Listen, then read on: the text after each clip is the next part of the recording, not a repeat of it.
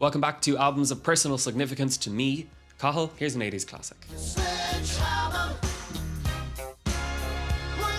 Peter Gabriel's fifth album, So, released in 1986, marks a swing for mass appeal that sets it apart from his first four successful, yet fundamentally less accessible records. And you might think, oh, he sold out there. But no, I don't think he did. Because on this LP, Gabriel produces a set of songs that are by and large just as deep, powerful, and conceptual as his previous work. But he does so with this overarching commitment to making pop music that, when filtered through his innovative lens, which always has one eye firmly fixed on quote-unquote world music, produces something that is virtually unlike anything else in the canon up to this point. For me, this album served as an accessible gateway to other art pop innovators of the 80s. Whether it's the more off-the-wall elements of fellow Fairlight CMI pioneer Kate Bush, who features here as a comforting presence on the Thatcher-era-inspired Don't Give Up, or Laurie Anderson, who is a collaborator here on the thrilling Silver Sharp This Is the Picture, Excellent Birds. And also, Gabriel's commitment to collaging sounds from all over the world is very of its time. And like Paul Simon's Graceland, this is a fantastic introduction to what some 80s artists were trying to do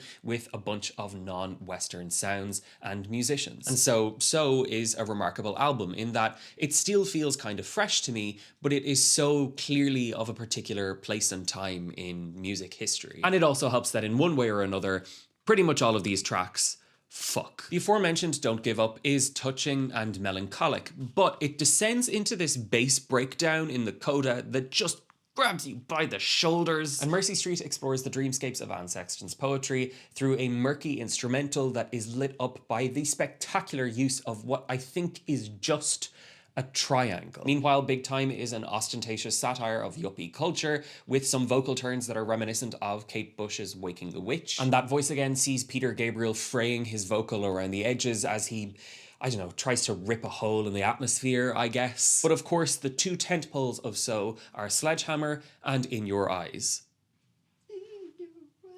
No, not that.